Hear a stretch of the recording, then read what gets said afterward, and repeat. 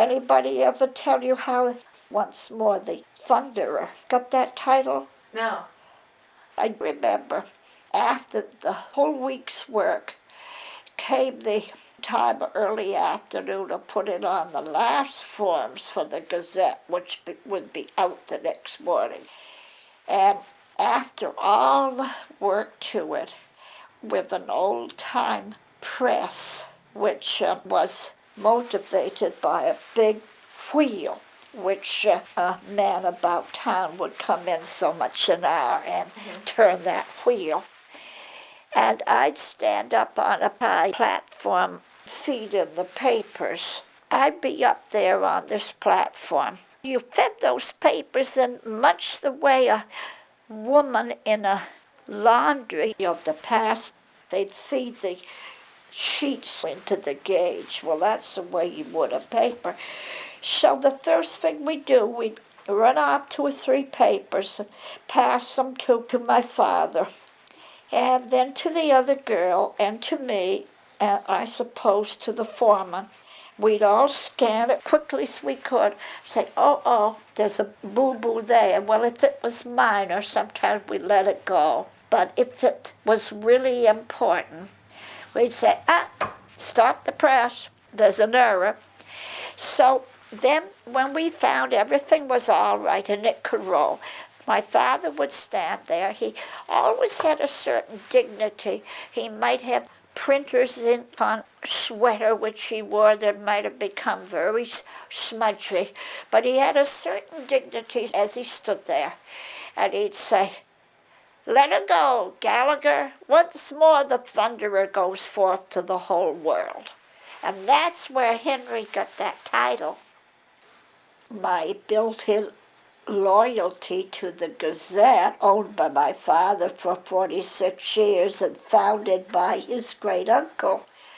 My father was the editor and the publisher and every department there for a long while.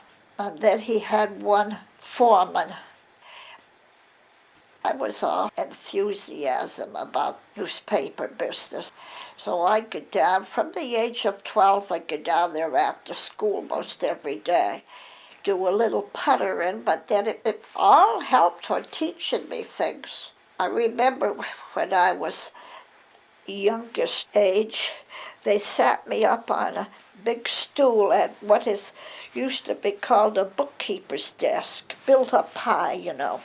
You see them sometimes in those English pictures of Scrooge. They're quite high up, and I'd put all of the addresses on the wrappers for the outgoing papers to go off island. And then I got interested in the proofreading part. I suppose my father may have passed me a little article and said, "Girlie, read that over, see if you see any bad errors." And so that taught me the copy holding. That in the very beginning I learned to set type by hand. Every letter of the alphabet had its own little box. You may have seen those type cases. It's all sectioned off. When I got old enough, I took over the bookkeeping and the circulation and the correspondence. What was your father's philosophy about the newspaper? Did he have one in terms of the kind of news he was going to?